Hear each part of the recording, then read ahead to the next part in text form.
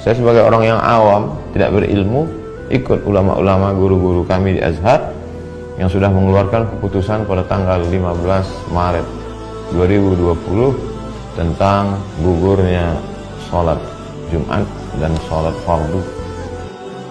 Himbauan dari pemerintah untuk kita tidak mendatangi atau mengadakan acara-acara yang berkerumunan manusia yang banyak, karena timbulnya wabah-wabah virus corona di sekitar kita. Kita wajib untuk mentaati apa yang disampaikan oleh pemerintah. Maka kita, ketika kita dikasih tahu, jangan pergi ke tempat kerumunan orang. Jangan pergi kemudian ke tempat orang yang berkumpul. Kurangi aktivitas-aktivitas di luar. Perbanyak kemudian aktivitas-aktivitas yang social distancing dan seterusnya.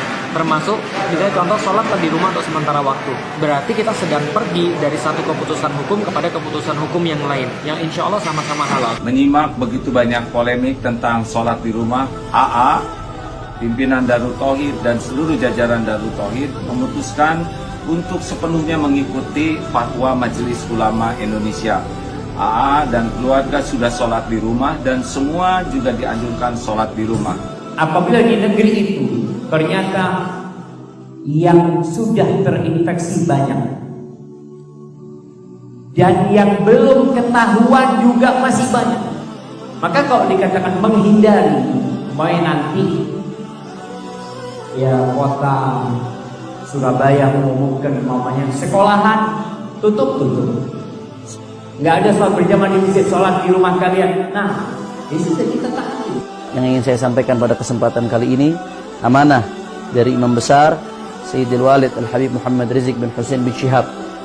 Beliau menyerukan kepada seluruh ta'lim dan tabligh akbar FPI di seluruh daerah yang terpapar wabah corona atau yang terindikasi terpapar wabah corona, beliau menyerukan agar seluruhnya dihentikan atau diliburkan terlebih dahulu sampai keadaan kembali kondusif. Agama Islam mendahulukan kemanusiaan atas keberagamaan. Karena itu tidak heran fatwa ulama-ulama menyatakan bahwa tidak wajib untuk melaksanakan sholat Jumat demi menjaga keselamatan jiwa manusia. Sesuai dengan petunjuk medis, petunjuk para pemerintah, mari kita ikuti. Jika kita tidak boleh berkumpul di sebuah tempat, mari kita ikuti, karena kalau sudah medis yang mengatakan dibarengi dengan pemerintah, insya Allah untuk kemaslahatan kita. Jangan lagi mengadakan kumpul-kumpul untuk sholat berjamaah di masjid maupun sholat Jumat, karena penyebaran virus COVID-19, virus corona itu tidak kebanyakan kasus orang yang mengidap virus corona tidak menunjukkan gejala apapun. 85% tidak menunjukkan gejala apapun. Dan kondisi sudah dia nyatakan sebagai pandemi global, dan itu adalah penyebaran penyakit yang paling dahsyat. Hafizahullah, misalnya dilarang mengadakan acara-acara keramaian, ya sudah kita taat.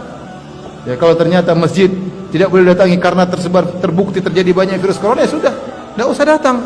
Mengurangi mobilitas, social distancing, hindari kerumunan massa, hindari keramaian, cukup berada di rumah kecuali ada darurat yang sangat mendesak. Kata mereka virus corona itu konspirasi Dajjal. Buktinya MUI Majelis Ulama Indonesia mengeluarkan semacam fatwa atau himbauan untuk menutup masjid.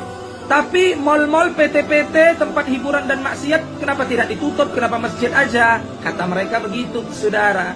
Maka saya jawab, dungu. Sejak kapan Majelis Ulama Indonesia MUI mempunyai wewenang untuk menutup PT atau menutup mal-mal atau tempat hiburan? Sejak kapan?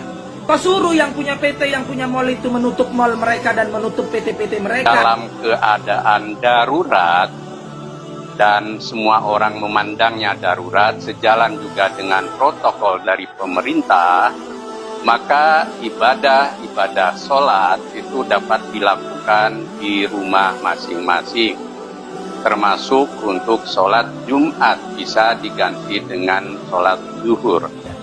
Dan saya juga menghimbau kepada pemuka-pemuka di agama lain, saudara-saudariku sebangsa dan setanah air, ya, agar sama-sama kita bersinergi menyampaikan kepada umatnya, menyampaikan kepada masyarakat juga dalam bawah binaan dan bimbingannya, agar senantiasa bisa menjaga diri, kesehatan sesuai dengan instruksi yang kita dapati, dan bisa menyatukan kita dalam suasana kebangsaan yang utuh, baik, dan semoga Allah membebaskan kita dari wabah COVID-19 ini dan memberikan hikmah-hikmah terbaik kepada kita.